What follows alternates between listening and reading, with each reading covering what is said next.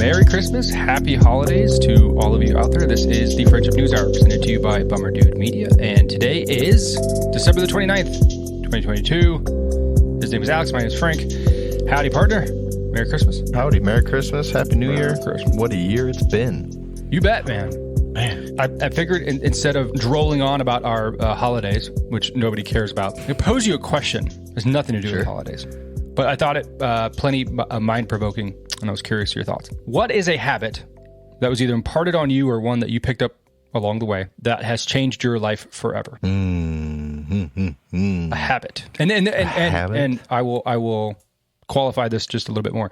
It can be bad. Yeah, that's honestly the first thing that came to my head was a bad habit. First thing that popped in my head was sweets after a meal, particularly dinner. That is a habit I've had for a long time. Currently fighting. I've been dealing with obesity almost all of my life, and I think that's a huge contributor to it. So that's like the first one that pops in my head. It's like I finished dinner. You know, I'm not a serial killer. I don't like to eat dessert right after dinner. I think that's very strange. But an hour or two passes. I want a sweet. I need something, some kind of munchie. So yeah, that's one. How about a good one? How about something positive? Good habit. Yeah. I mean, dude, exercise. That's a habit that has been with me since high school. Yeah. I used to work out 4 or 5 times a week, and that kind of, it comes and goes as life changes and everything. But like I always I've been able to maintain some form of exercise throughout, like since high school, really, and like now it's like pretty part of my regimen. At least like playing tennis, and lifting comes and goes, but I'd say that's a good one that I hope continues. How about you? Yeah, I'm right there with you with the sweets, man. I went over to my mom's yesterday we didn't get to spend Christmas with her this year, so we had like our makeup Christmas, and I went over there for dinner, and the first thing I did, because I know that they were there, was I went into the garage fridge and I pulled out all of the cookies because I know she bakes a shit ton of them, and so I had cookies before dinner. Dude, I'm a fiend for sugar. Yeah, a fiend. Me too. It's ridiculous. So I will piggyback on that one. A sweet tooth. It doesn't matter. I mean, I'll eat chocolate like whilst making dinner. Like it doesn't matter. I'm a savage with the sugar.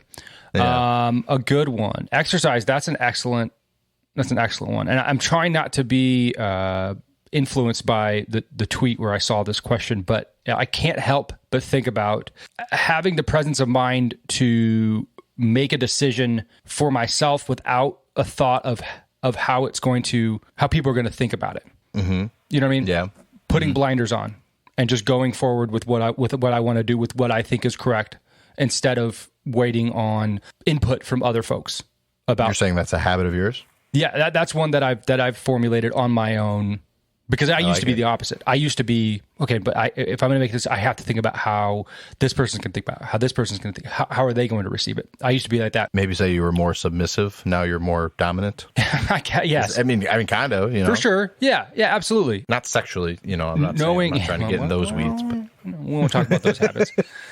But so I saw a tweet, and this person said, a habit that changed my life forever and gave me mental peace. I learned to tell people no without providing an explanation. And I feel like that's really hard to do, right? Somebody asks you something, somebody says, do you want to do this, or can we do that, or anything? And you're just like, no. I think it depends on who's asking the question, though, because like if I ask you a question and you just hit me with that, I'd be like, well, why? Like some people that maybe are more submissive will just, oh, okay. I don't want to cross hairs or make anyone upset. But I mean, some people be like, well, why not? Why don't you want to go to the game? No, I disagree with that, because I think you and I have a respect for each other that is pretty high. Don't put words in my mouth, Frank. Don't put words in my mouth. Okay.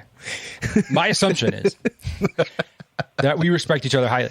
So if I were to ask you something and you were like, no, I don't know, I guess I would push back. But I would like to think that I would just respect that. Just like, okay, he has his reasons. It's not any of my concern what they are. Let's move forward. I see what you're saying. But maybe, okay, so here's a good example.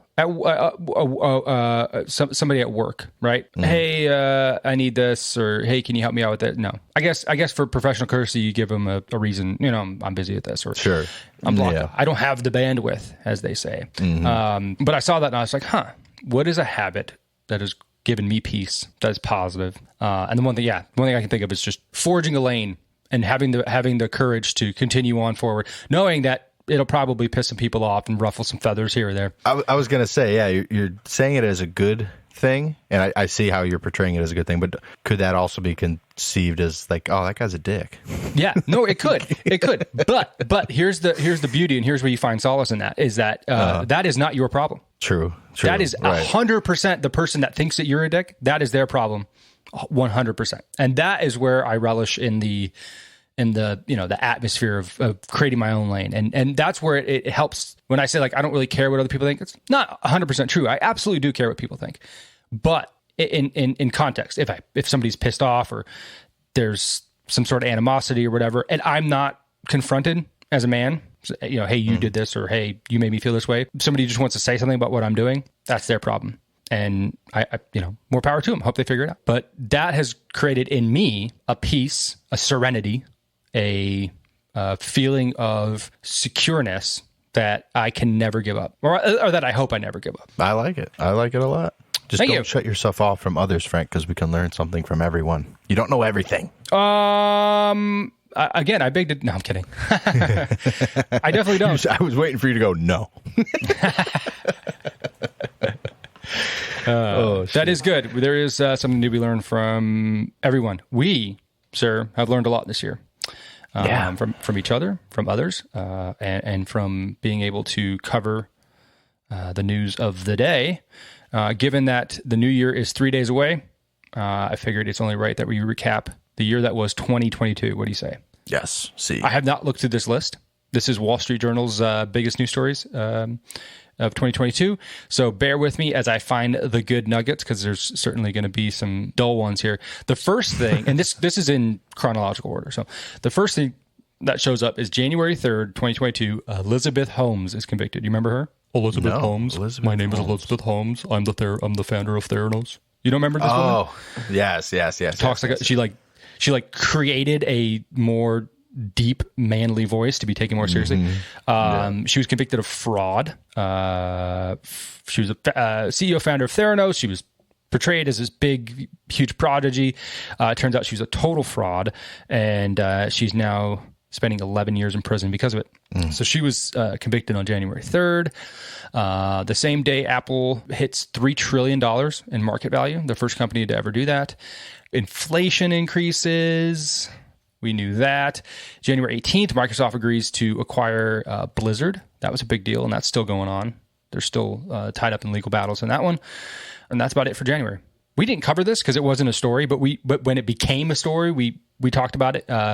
February 7th, the National Archives says it retrieved 15 boxes of documents from Donald Trump's Florida residence at Mar-a-Lago and determined that they were classified documents. That was February? That was February when that happened, but it didn't become a story until the summer. Wow. Okay. I was going to say that's when they got raided. Sooner. Okay.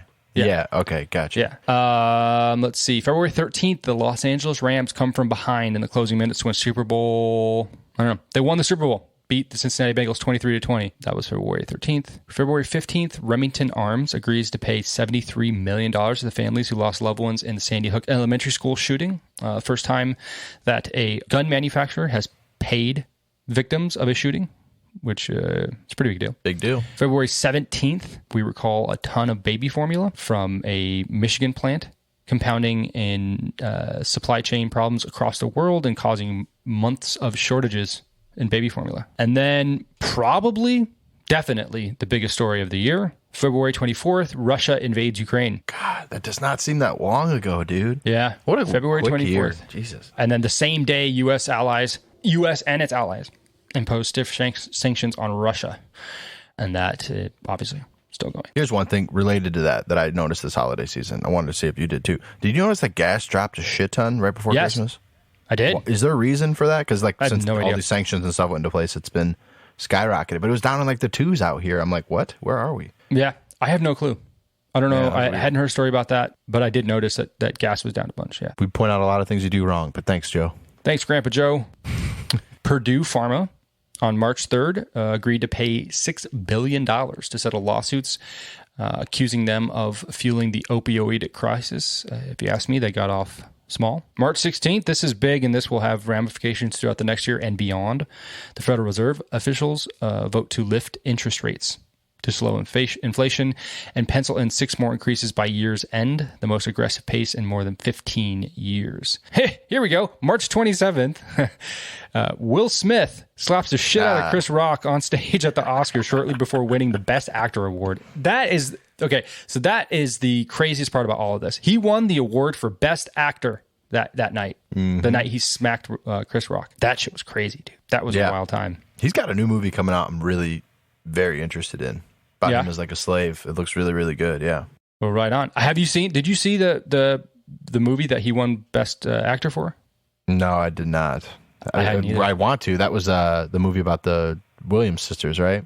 I think so. And he played their dad. Yeah, he played their dad, King Richard, I think it was called, or something like that. It looks good, and I'm a tennis fan. I should watch it. I'm slacking, but this new one coming out pretty soon here. It's called Emancipation. It looks great, getting good reviews. So hopefully Will's back, man. He's had a hard couple years, and his shit's just been all in the news, man. All his personal family drama.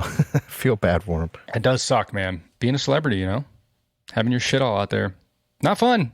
Not fun. Not fun when your wife sleeps on you and then talks about it on her talk show. Yeah, right. Let's see. April 3rd, the first reports of Russian atrocities come out from the war. Evidence of war crimes in several regions that were occupied by Russian troops. I guess I didn't realize that this happened so long ago. But April 25th, Elon Musk has a deal to buy Twitter. That's when that happened. Damn. Yeah. Well, yeah, because he like threw it out there, but then like it was in like arbitration and shit for a few months, I believe, because of the bots and all the different things that kind of came along with everything. Yeah, so April 25th, the deal is in place for $44 billion. And then that drags on until basically November. May 14th, a gunman kills 10 people and wounds 3 others in a supermarket in Buffalo, New York. Possible hate crime. I guess we still don't know because 11 of those that were shot were black. And then May 24th, probably the worst story, I guess outside of war in Ukraine, the worst story on American soil. A gunman in Uvalde, Texas, kills 19 students, 2 adults in an elementary school before being killed by law enforcement. We covered that in length. And there's still ramifications on that one from the Uvalde Police Department, the police chief, and how they handled it. Pretty dark day in 2022. The crypto party is over on June 18th. Since Bitcoin peaked in November of 2021, about $2 trillion of cryptocurrency value, more than 2/3 of all crypto that existed, has been erased. And an industry built on swagger, enthusiasm, and optimism is seeing losses and layoffs mount. June 24th. Man, this was a big story that I don't want to say fizzled out, but certainly hasn't, I haven't heard a ton about this. Okay. The High Court overturns Roe v. Wade on June 24th. Supreme Court eliminates the constitutional right to an abortion, overruling the 1973 Roe v. Wade decision and leaving the question of abortion's legality to the states. It definitely was on the ballot, and we'll probably talk about that as we get towards November. It was on the ballot this year. California codified it in their state constitution. A couple of other places had restrictions on the ballot that were rejected. But by and large, it's been kind of quiet on this front. Would you agree? It has, yeah. Honestly, I kind of forgot that happened. Which is crazy because it seemed like such a big thing when it happened. So at the time, yeah, it's huge. Yeah. Let's see here. June 30th, Ketanji Brown Jackson is sworn in to succeed the retiring Stephen Breyer on the Supreme Court, becoming the first black female justice in the court's history. July 7th, Boris Johnson resigns as the UK's prime minister, and who gives a fuck? Maybe one of our favorite stories of the year, July 12th. A set of full-color images from the James Webb Space Telescope shows stellar nurseries and distant galaxies in exquisite detail. And I'm looking at these pictures right now. Golly, I'm going to share my screen just so you can marvel at these one more time. These are nice. You see this? God, I love that picture. Yeah. The one on the right? The one on the right. It just looks like a big space blanket. Yeah. Yeah, on the left. Yeah. A big space blanket. That's exactly right. And you know what's funny about this? This isn't a rendering. This is real, dude. Yeah. This is real deal Holyfield. They got some really cool pictures recently I saw of Saturn. They focused in on Saturn and Jupiter for the first time with this new telescope, and just amazing shit, like getting even detail within like the rings of Saturn. And so like the reason there's so many rings is just because all the debris, really? So like large ice chunks have like cleared away, and that's what like will create a gap, which then creates another ring. But for as big as they are, they're humongous. They span so far, They're only like 10 meters thick, all the rings. Really? They're barely anything. Yeah, like 30 some feet tall, but they're just very vast and wide. And they just orbit. All ice and rocks. Wow. Yeah, pretty cool stuff. I just learned how thin they were, actually. It's pretty wild. That is wild. Moving on. July 13th, inflation hits a 40-year high. U.S. consumer inflation accelerated to 9.1% in June, the Commerce Department says. A 40-year high that added pressure to the Fed. I don't know. Maybe you felt it, maybe you didn't. But I feel like every time I went to the grocery store, it didn't matter what I was buying, I was spending $100. It was more expensive. Yeah, for sure. It was really ridiculous. August 12th, Kansas votes for abortion rights. Kansas voters reject a proposed state constitutional amendment that would have ended protections for abortion in the first statewide referendum on the issue since Roe v. Wade was overturned. And then August 8th. So this is tying back to that story back on February. FBI agents search former President Donald Trump's Mar-a-Lago home in Florida as part of an investigation into Mr. Trump's handling of sensitive documents, the first such raid of a former president's residence. And so that was August 8th. We're now coming up on January 1, and there's been no indictment. August 18th, streaming tops cable. Streaming captured a greater share of U.S. viewing time than cable TV for the first time in U.S. history. Cable's dying. It's dying. It is. There's more Costco memberships in the world than there are people with cable. Wow. But you know what's funny is all we're doing is we're going to streaming services that are all now combining, and at the end we're going to be back to cable. It's all the same shit. With Hulu as a channel or whatever. You know what I was talking to somebody else the other day about taxis and how taxis are now cheaper and easier to get Uber. Yeah. It's so funny, man, because that's what all they're becoming. Well, I think that's also because of cab drivers. Like, I think there was so much initial pushback from all the cab drivers that were getting fucked by Uber that like a lot of new things were imposed onto Uber as far as taxes and fees and shit like that forced them to go up so that they were treated the same way as a cab. I think like there's something there where the cab owners are to blame, but you know, I don't know. That's tough, man. That's really tough because like you have a division of people come in and pretty much say fuck you to people that have been, you know, maybe immigrated to America just to do that. You know what I'm saying? Like there's so many. I can't tell you how many times I've been in a cab or an Uber. You're talking to people and like they literally came to America and have been driving cabs for 20 years, 30 years. Yeah. You know, it's just what they do. Those are my favorite stories. When you have it's cool. You learn a lot. Some dude from Ethiopia won some lottery and got a visa to go to America. It's incredible. Boom. Yeah. Now he's driving to the airport. Yeah. Right. But yeah, no. So I think that's part of it. But Uber, I have noticed that Uber's got so much more expensive the last year or two. Yes, dude. Yes. So. Absolutely. I won't get into that, but yeah, I've noticed the exact same thing. Yeah. Moving on, September 8th, Queen Elizabeth II passes away.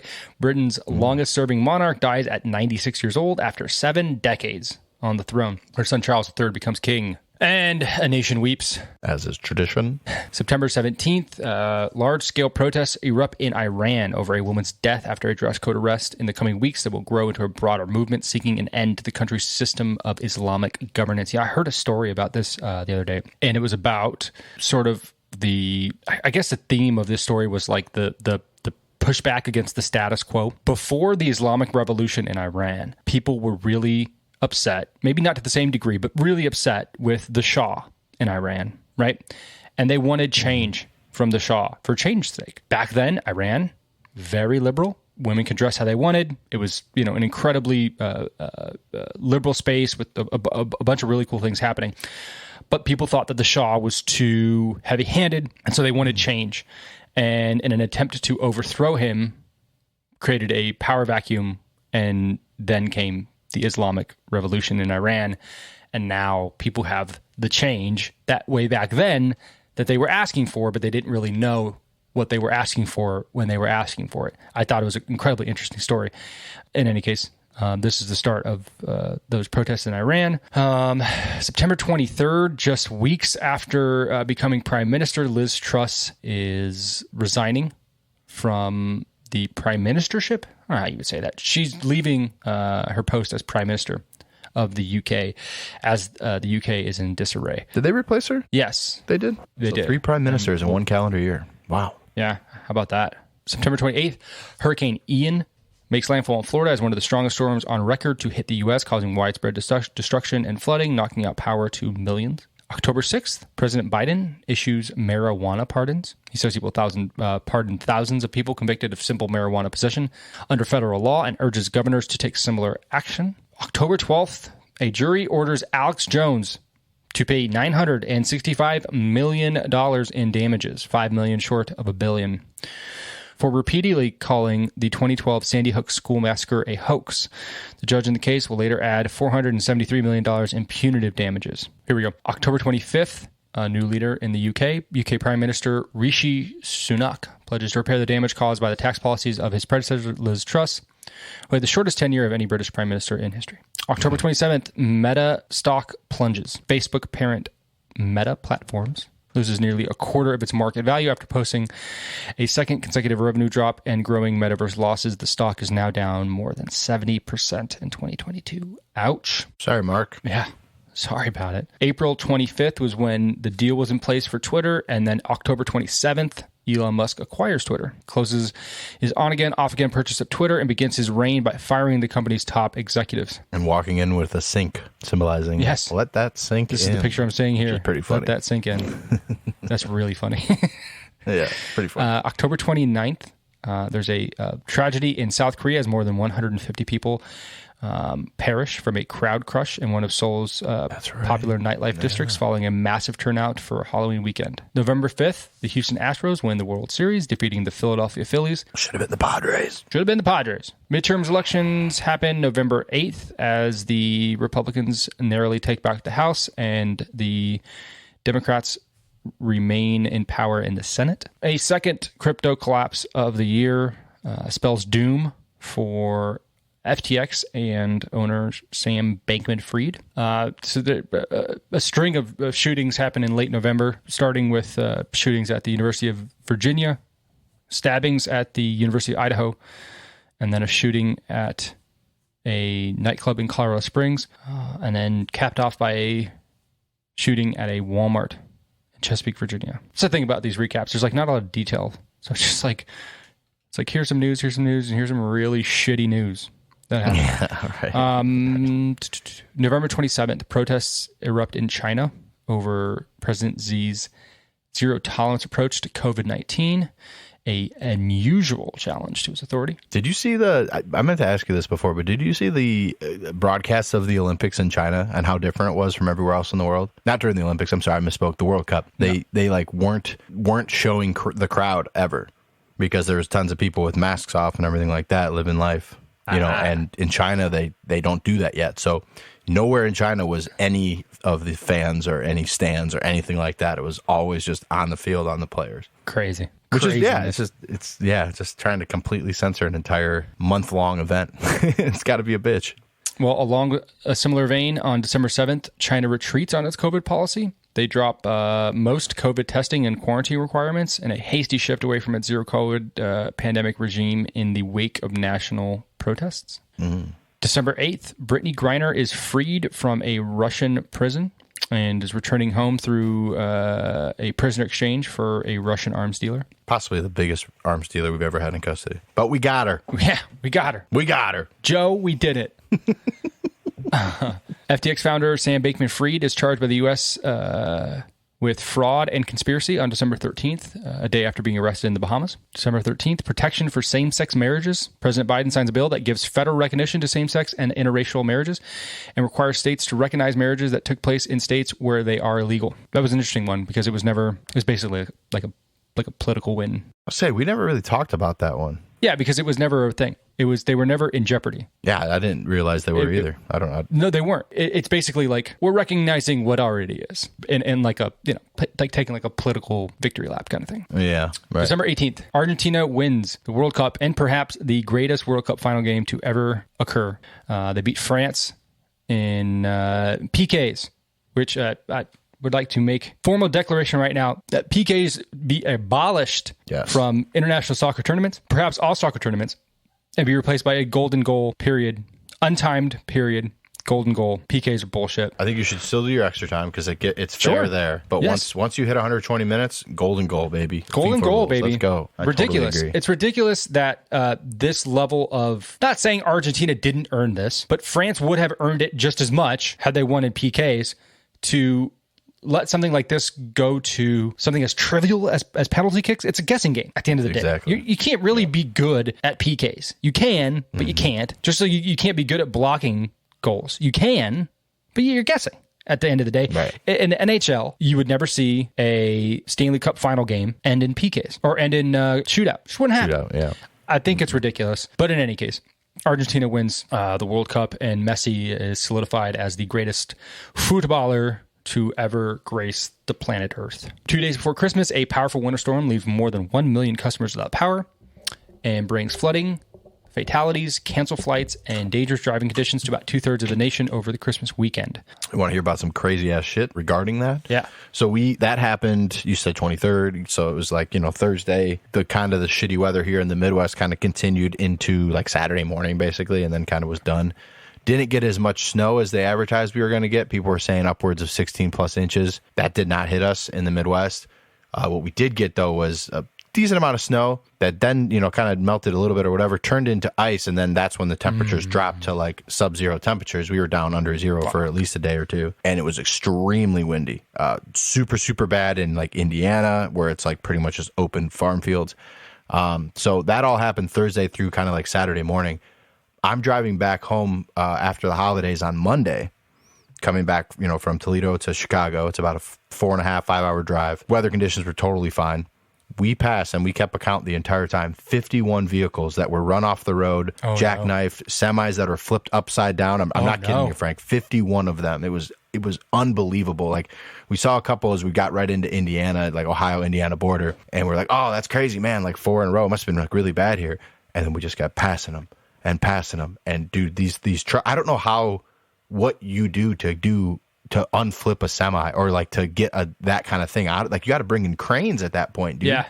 It's unbelievable. And I can't imagine driving in those conditions, or you're driving and you see a semi just like jackknifed, crossing, slip, like terrifying. But yeah, so that was, 3-4 days after all that happened, there was 51. So I've been trying to search the internet to see if they had like a number about how many vehicles actually went off road, needed to be serviced, whatever. But it was just unbelievable. I hope, as many people that could be safe were and got to where they were going, because it was just treacherous out here, man. Yeah, it wasn't much easier in the airports either. My brother was trying to get home from Lubbock, Texas to San Diego, and had to cancel his flight, find a new flight and a new airline to go to Dallas on the hope, without any guarantee whatsoever, that he's going to make a flight to San Diego. Flies to Dallas, gets to Dallas, finds a flight. They change his gate on him. He has to like rush over, Home Alone style, run Rudolph, sprinting through the airport. Gets on a plane to San Diego. There's a medical emergency, so when they land, they can't get off the plane for some hour because of what reason? I don't know.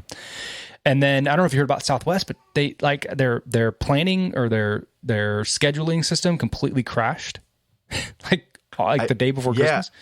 I think something happened with Babs and his brother, because his brother was supposed to go back. He's in the services. He was supposed to go back like the day or something after Christmas, and he doesn't go back for like 8 more days now. So something got all fucked up. They are running at like a 30% capacity right now.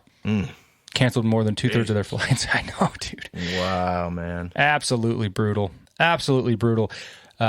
Just goes to show, man, even the best companies are just holding on by a thread. Yeah, right. Just by that much. Damn, dude. That's crazy. And that is 2022. I think a much less eventful year than 2021, although still pretty eventful. Maybe the biggest event of the century so far in Russia's invasion of Ukraine. So that is that. I will say that 2022, as maybe not as news heavy as a year, was a crazy year for me in travel. This, I think, was like my most traveled year this year. Hey, agreed. Went to Costa Rica on a makeup honeymoon, Vegas 2 different times, one time for work, one time for Mr. Rager's bachelor party, San Diego for his wedding, Door County, Wisconsin for camping, golf trip up in Michigan. Then I went to Germany for Oktoberfest with the family, and like countless trips home with the little guy, trying to make sure he gets to see grandparents and all the family and stuff there. So it was I feel like I was just constantly on the move this year, man. It's crazy. I kind of hope that 23 settles down a little bit. Same, dude. I took 27 flights this year. Oh my God. That's crazy. Yeah. Man, I know. You're getting hella miles though, probably. I do have the miles, bro. I will say that. But right at this point, I can care less, especially with the kid. I do not want to take 27 flights, dude. I got to travel for work next week. Next week, I have to go to Phoenix and then to Campbell and then back to San Diego within 2 days. Has Jack spent much time like without you there, like solo time taking care of baby? No. Yeah. Very little. Those first trips were hard, I remember. For Sarah, it's just a lot to deal with. It is. Because not that I'm like, if I'm here, I'm working usually. But even so, she can knock on the door. Hey, can you hold him real quick? I want to go shower. Exactly. It's those little things that she's going to miss. Okay, so here's a statement. Get your thoughts on this. Mm-hmm. Young men will only do what's expected of them. Agree or disagree? Young men will only do what is expected of them. I think if you're making a generalization about young men, that's probably accurate. But I think there's plenty of people that have solid role models that, want to go above and beyond or are just internally motivated to go that extra mile. But I think on the whole, that's probably true. But even somebody with a good role model, you might have a good role model. You might have somebody that you can look up to, but that doesn't equal your actions. True. But you still feel this as a aging man, but a young man is very motivated by a woman and, maybe the sexual things that you could do.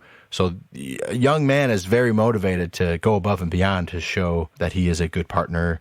A lot of guys get whipped very young, so that might be an exception to the statement, I guess. You get the pussy blinders on and it kind of changes everything. Yeah, agreed. Well, in that context, right, young men will only do what is necessary to get their PB wet. Yeah, I would agree with that. Yeah. Okay. So in that context, those standards have declined drastically. Yeah, okay. Drastically, right?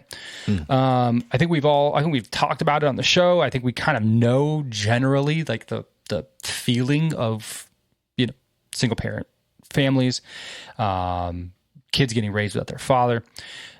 Today, 1 in 6 men between the ages of 25 and 54 are unemployed or out of the workforce altogether. We actually talked about this last time. That's 10 million men. That number has doubled since the 1970s. Over the past half century, the number of men per capita behind bars has more than quadrupled. Among white American males, in the bottom 30% of socioeconomic status, so like the 30% of the poorest white males, the number of prison inmates per capita has quintupled since 1975. It's gone up more than 5 times. For those in the top 20%, so the top 20 richest white Americans, the rate has remained virtually unchanged. And so I'm reading this article, and what they're trying to convey here is that men have been given an open door to do nothing, and they've walked right through it, particularly in the context of raising a family. When this article makes this point, they talk about a lot of females who have born children to a less than ideal partner and how they are willing to remove this man from their life altogether if they continue to keep up their poor habits, spending money on clothes, expensive items, drugs, alcohol, instead of focusing on their family. And then it ends with the assertion that young men will only do what is expected of them. The norms, I'm quoting from the article now, norms were loosened around being an absentee father, so more men took the option. But nobody wants to admit it because it upsets people. Instead, we retreat to discussions of poverty and economics because talking about family and parenting makes people feel weird and judgmental. Of course it does. You, as a parent, me as a parent, don't want anybody else making assertions or opinions on why we do what we do. Yeah. I am not married to the woman who has my child. I owe nobody an explanation about that whatsoever, right? I don't want an article being written about that, saying writ large, people who have kids and are not married are going to do this, this, and this, right? However, if we look at this data, we can only make that assertion that young men, by and large, have been held to very low standards and have been so far gladly accepting those standards and doing what is expected of them, because what is expected of them is very little. Do you think this is not a problem that plagues women also? Do you think it's exclusively a man thing? Because I think we saw in COVID, if given the opportunity to fuck off, people are going to fuck off. You know, I don't know if that's necessarily a gender thing. No. I think like traditionally maybe more has been expected of the man as far as like professional career goes and supporting. I mean, obviously that's all changing as just traditionally. So maybe that's like why it's more highlighted there. But like, I feel like women if not expected to do much, aren't going to like go above and beyond either. I think humans just in general are, I don't want to say lazy beings, but oh, we I are. don't think. No, by nature. I mean, we are kinda lazy. are, yeah. No, 100%. And that's for a very biological reason, so that we can conserve energy to survive. I mean, that's well known. Like, yeah. we have to fight our laziness all of the time. So yes, we are by nature lazy beings. So when you're being lazy, when you just want to veg out on the couch, that's not a problem with you.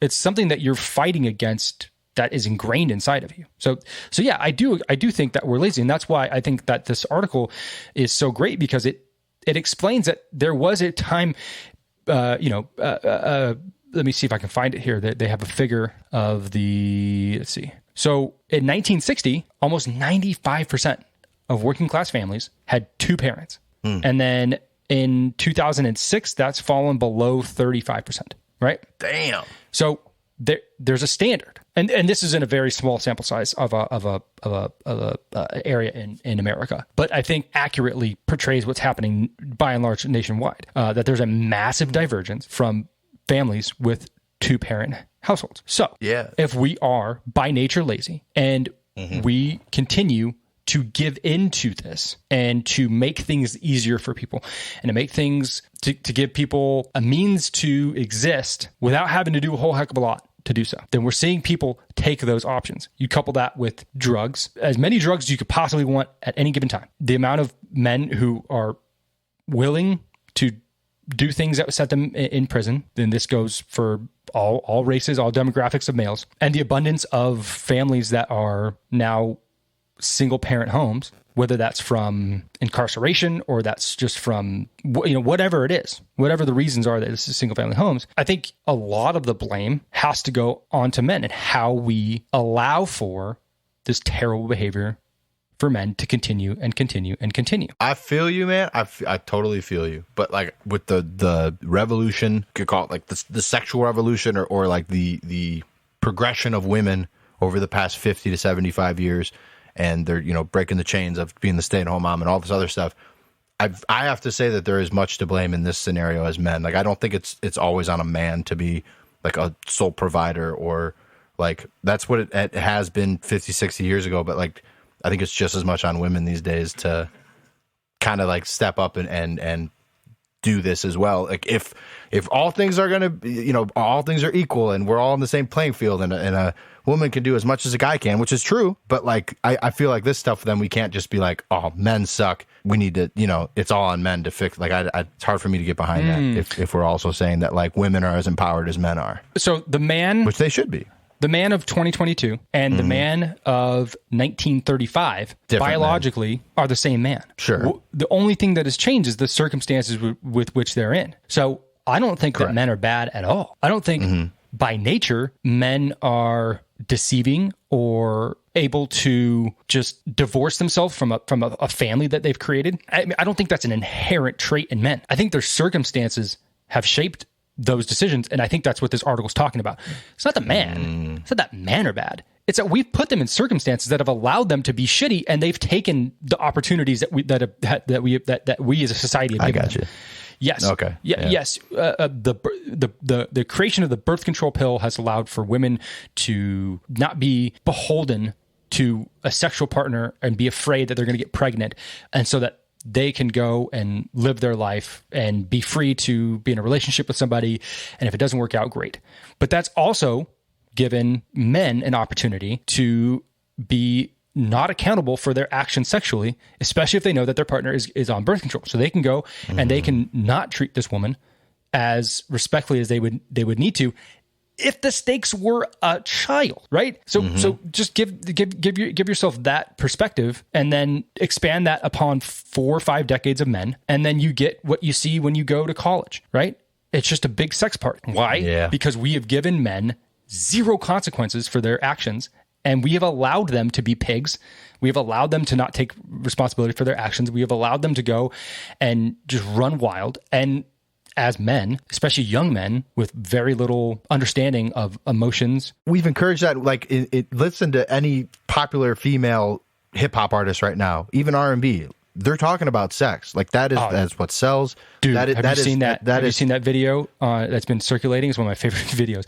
It's a comedian and he's standing up and he's talking about them canceling "Baby It's Cold Outside," and the year they canceled that, the number one song in America was WAP. So he reads the lyrics to "Baby It's Cold Outside," and then he reads the lyrics to WAP. Dude, it's incredible. It's incredible. My and God. they canceled "Baby It's Cold Outside" because it's kind of rapey. Kind of, not really. There's like one line about maybe spiking a drink, different times. I'm not one to judge there.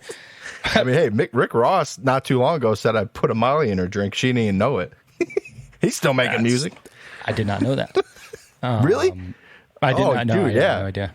Yeah, I think the bar is put a Molly in her drink. She didn't even know it. Took her back to the crib. She didn't even know it, or something like that. And this dude owns hella wing stops. He's still making music.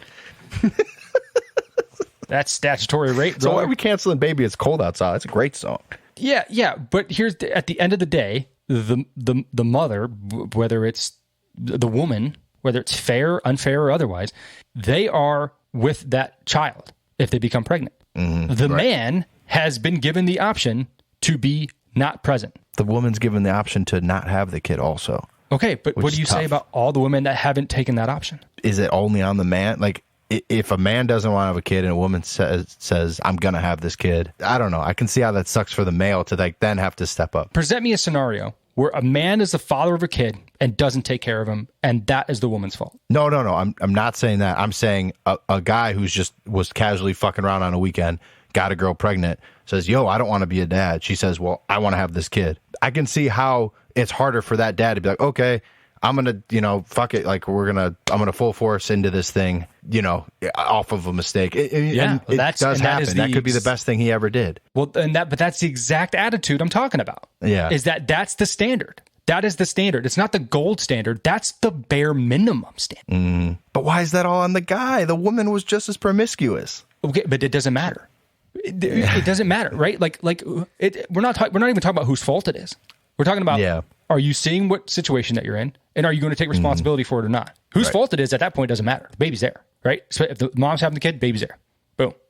Okay, what are you going to do? Right. And as a society, we've allowed for that man to take the bare minimum standard and completely throw it out the window, and time again. And how can that not lead to wholesale disaster as a society? I think we're pretty much there, especially as the family as a unit is attacked on wholesale. There was there was an article by a gentleman named Patrick Parkinson. He's a law professor at the University of Queensland, and he goes to this event at the UN headquarters in New York, and he's stressing the importance of a stable 2-parent family for children, right? And a lot of these people that he's given this talk to, they're all academic elites, and a lot of them take exception, right? They start pushing back. No, that doesn't need to happen. This, that, and the other. It's all socioeconomics. It has nothing to do with the man or the woman or this, that, and the other, right? And so he writes, I was surprised then when one of the members of the expert group who was most insistent that 2-parent families were just an ideal, said to me quietly as we were packing up that she agreed that family stability mattered. She described the strict and ordered regime in her own home, one with 2 biological unmarried parents. Her young children had a routine, clear boundaries. She restricted the television usage. It was a reward, not a staple of their entertainment diet. And she agreed that stability does matter to children. But having made that enormous concession to his point of view, she suggested jokingly that he had better leave. And it was not a concession she would make openly, nor could she have articulated it in the course of the meeting. In her public and professional world, marriage is a most unfashionable, and stability is not important if that is somehow to be contrasted with the adult's pursuit of their own happiness. And I think that's right there, the crux of it, right? We're way more insistent on telling people to live your truth, follow your happiness, right? If it makes you happy, do it. This, that, and the other. Instead of saying, here's a standard here, and we as a society are going to hold you to this very strict standard because we know not only inherently, but through data that 2-parent households are the best way to give your kid a chance at the highest success. It's not a guarantee, but it's the best way to do it. And this is where we're going to draw the line. And if you're thinking about not not participating in this, you better have a good reason, or else we're going to shun you as a society. We're going to shame you because you deserve it. Because this is not about just your child, but it's about a society as a whole. And your child is now part of society, and it is now your responsibility to make the society better through your procreation.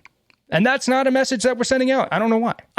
I saw another study, kind of in the same line here, and it compares risk of firearm-related death and injury among young adult males in selected U.S. cities with wartime service in Iraq and Afghanistan. Ready for this? Okay, sure. Here's a question. How does the risk of firearm-related death and injury for young adult males in parts of 4 major U.S. cities compare with the corresponding risk faced by military personnel deployed to war? This cross-sectional study of 130,000 young adult men living in Chicago, Philadelphia, New York, and Los Angeles in 2020 and 2021 found that young adult males from zip codes with the most violence in Chicago and Philadelphia had a notably higher risk of firearm-related death than U.S. military personnel who served during the wars in Afghanistan and Iraq, while the most violent areas in New York City and Los Angeles were associated with less risk for adult males in these theaters of war. In short, in the most violent places of Philadelphia and Chicago, you are more likely to die from firearm-related injury than if you were deployed to war. So I guess the name Chirac holds up because that is fucking wild, dude. That's fucking wild. It's more dangerous than Iraq. Believe it. What? Yeah. How is that possible? Isn't it weird to think, like, in all of the Iraq war, which has spanned like 20 some years or whatever, I think we've only lost like, I don't want to demean this, but I think we've only lost like 3,000 some people. I don't think it's that many people. And Might then be you a look little bit at more than that, but yeah.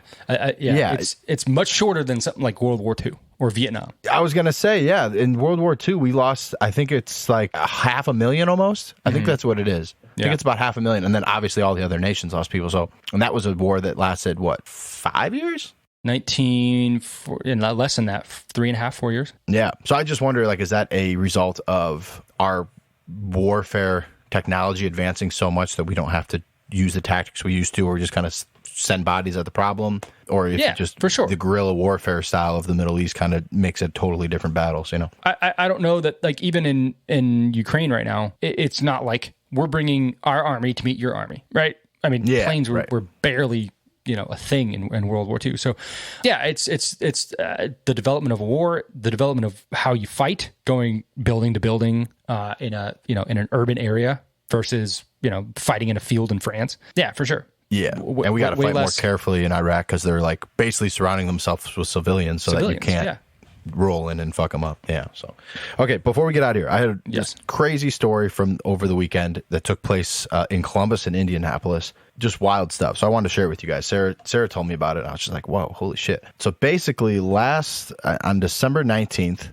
a car was sitting idle with 2 twin boys in the back seat. The mom ran inside to grab something quick. That car was stolen with the babies inside. Takes off. Shit. The police have like a video of the person that got him. They have a mugshot up of this person that they're circulating around. People can't find the babies that whole day, the 19th. So the next day, one of the children, Kyair Thomas, was found by a passerby in the parking lot of the Dayton International Airport. No car to be found. The other baby's still missing. No one has any idea what's going on. So this is in the Columbus, Dayton area. Go into the weekend now, on the 20th here. An Indianapolis resident named Cheyenne Delmar bought toys from a woman who was hanging out at a Northwest Indianapolis gas station. Then the person that she buys the toys from asks her to give her a ride. She's acting kind of like normal at first, but as the ride goes on, kind of weird. So she takes like a video, Cheyenne does, of this lady just kind of like, oh, I'll show my friends, this lady's weird. She drops the woman off and ends up sharing the story and the video with her cousin, Mecca Curry, who they then realize like, holy shit, this is that. I think you were in the car with the lady whose mugshot is circulating for this Columbus kidnapping. Oh, shit. Holy, we got to do something. They call the police. They don't have any leads about who this person, like anything. So, kind of a dead end, whatever. So Cheyenne gets the idea, like, okay, we exchange phone numbers. I'm going to call her back and try to buy more toys and try to, link up with her or whatever. This lady had said her name was May. That's the name she gave them. She goes with her cousin, Mecca. They meet up with them, confirm that, yes, this is the lady. Like, what the fuck? She's not with the car. We don't see a baby with her. What's going on? We got to figure this out. They come up with a plan. They take the woman to a store, and they're going to go around shopping after they bought more toys, just to kind of hang out or whatever, to kind of act chummy with her. They while they're in the store, one cousin calls the Columbus police, who then redirects them to the Indianapolis police, who then doesn't believe them and is not helping them. They continue to call Indianapolis police like, yo, we have this lady. This is her. We know for a fact. They're still like not giving them credence. This is these two they're women in Indy or they're in Columbus? By the way. They're in Indianapolis. These kids went missing in Columbus, though. Yeah, okay. So, like, the police just aren't listening to these two ladies calling them repeatedly, like, yo, we have a person who was trafficking children, stole a car, blah, blah, blah. Eventually, they get them to take them seriously after, I think it said, like, 5 or 6 calls to the Indy Police Department. What happened is they called back to the two ladies when they're in the car with the kidnapper, and so the lady had to act like it was her friend calling. So she's basically trying to give police the information they need to find them on this interstate and pull them over without tipping this lady off. So, you know, hey, Darlene, how are you? Talking. Oh, yeah, we're just driving up I-69 right now. You know, oh, yeah, I still got my old gray hatch. But they're kind of like trying to bullshit so she doesn't tip off this lady. Eventually, they do get stopped. It was on I-65 South, actually. They basically, like, fake a traffic violation, a speeding ticket or whatever, get pulled over by the cops. They arrest this lady, but she's not giving them any information about where the car is and where the other kid is. No idea. You know, she's not talking, blah, blah, blah, blah, blah. Well, this is right before, you know, we're looking at this upcoming week of the Midwest temperatures dropping, everything else going crazy. These girls that were pretty much like being independent detectives here doing this work are like, we need to find this car. We need to find this baby. Something's going on. Well, luckily enough, in the backseat of Mrs. Delmar's car, there was a little bus schedule that this lady had left there. So they thought, okay, maybe the best thing we do is we know what the car is that was missing. It was a Honda. And we know she obviously had something to do with the bus schedule going from Indianapolis to, you know, Dayton or Columbus. So they decided to go and drive that day to these different stops and try to find a snow-covered car, because it had snowed over the past few days, and try to see if they could get any leads to try to find something. Went to a couple of these stations, didn't find anything. Apparently, they were about to give up and said they got hungry, and they stopped at a Papa John's that was right by this train stop. There, they saw a snow-covered Honda. No way. That fit the description. Look inside the Honda, they see the legs of a baby still sitting in the car. They obviously aren't going to just break into this car. They see a cop car, go into a nearby Blaze Pizza, find the two officers and say, hey, there's a baby in this car out here. We also believe this car is to be stolen. The cops go. Eventually, obviously, they have jurisdiction to go and break into it. They rescue this baby that was sitting in this car for, they believe, at least 2 days with no food, water, anything. My God. Baby was non-responsive, but is now in stable condition and okay. So that's the first thing I want to say. The baby did not die. Both of these twins have been returned to their mother, so that's awesome. But a really interesting thing when this story came out is that all news outlets that I was seeing, even CNN, say police find missing baby in blah blah blah. They give no credence or anything to these ladies that just spent like days of their life like figuring this out for the police. They sold the whole thing, yeah. So I just want to give a shout out to Cheyenne Delmar and Mecca Curry. That's amazing work. I cannot believe you guys found this second baby. That is so cool.